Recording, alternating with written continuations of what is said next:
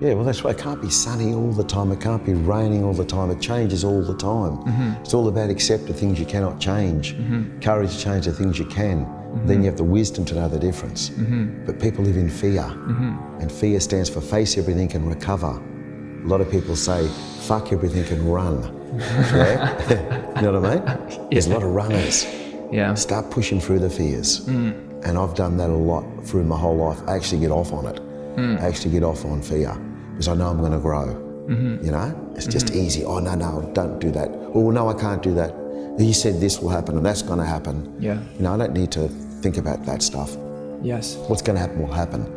I learned that when my mother was driving from Shepparton back to Melbourne. She was driving a car, there was a truck coming the opposite way, a spare wheel come off the truck, she swerved to miss it, hit a tree and killed her. Straight up. Yeah, and she was just thinking about coming back to Melbourne. Yeah, but that happened like that. You know, things happen to people like that all the time. Yeah, so while we're in the 24 hours that we're in, and you said earlier, and we're here for a short term, yeah? I remember when I was 7, I feel like my life's been a lot of chapters. 7, 16, 28, and where I am right now, yeah? So it's coming to that 54 now. Geez, what happened when I was 23 and 27 and all the rest of it? And a lot of those people that I knew back then, some of them aren't here. Right. Because they continue to keep drinking. They're in institutions, jails, or they're dead. Right. If you continue to drink alcoholically, yeah? Or you can come to a point in your life where I was, and something was, I've handed that will over to something else, and it's taken me on another journey.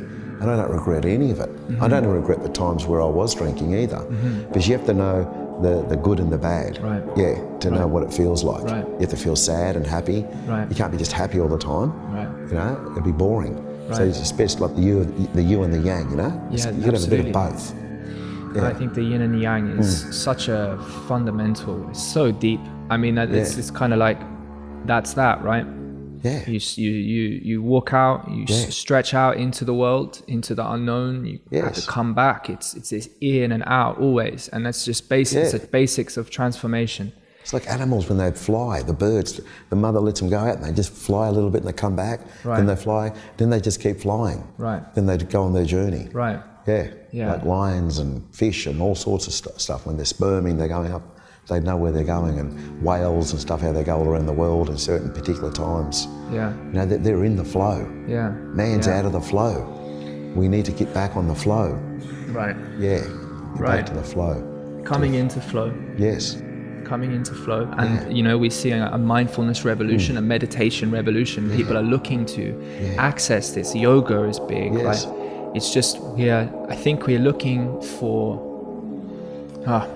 at some level, I believe that For unity. yeah, we're looking for unity, Yeah. but there's a difficult thing about unity, because in some important sense it can never be totally attained, because it's almost like a dance, right? The dance is playing out a whole over time. But at any one moment, you've lost the dance. You can't just chop it up. It's the whole thing. It's the whole song, right? It's the full process of the art. It's the making of it.